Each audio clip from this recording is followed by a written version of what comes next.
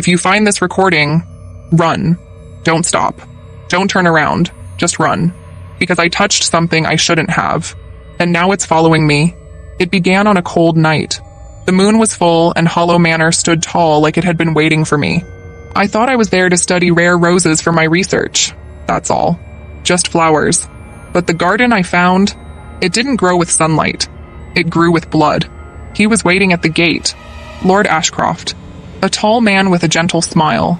And the saddest eyes I'd ever seen. His voice was soft, like velvet and smoke. "You're brave to come here alone," he told me. And I smiled. I should have known then. Who welcomes strangers to a place that smells like death? He showed me the garden that night. The roses were like nothing I'd ever seen.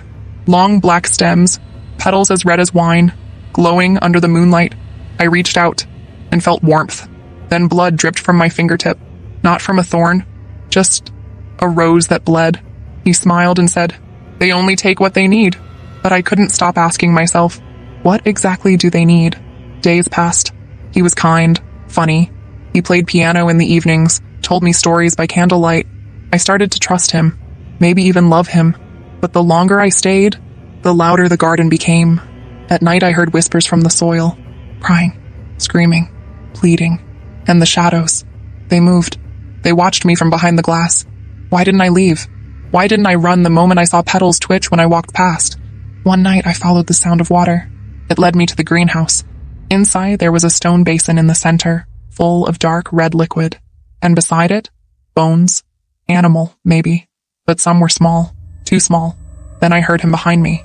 I turned. He wasn't angry, just tired. He said, "My family's garden has lived for centuries. It survives on blood. Just a little each night. Each rose holds a soul. Each bloom, a name forgotten." Then he said the words that froze my blood. "The roses have chosen you." I laughed. I cried. I screamed. But he just stood there, saying how perfect I was. How the garden whispered my name from the first moment I arrived. I ran, through the halls, past the smiling portraits, down into the rain. The garden was alive now. Vines moved, thorns curled, petals opened like mouths. They were hungry, and they were waiting for me.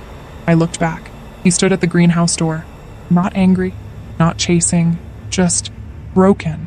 He raised his hand and said, "I love you, but they love you more." And then the roses took him, pulled him into the thorns, swallowed him whole. I escaped that night, but something came with me. Now I wake up with dirt under my nails. Sometimes I find petals on my pillow. I hear the garden in my dreams, and I see him, always watching from behind black roses. If anyone invites you to Hollow Manor, don't go. If someone shows you a glowing red rose under moonlight, don't touch it. If you fall in love with someone who seems too perfect, ask yourself, would they feed you to the flowers to keep their heart beating? Some love stories are better left buried.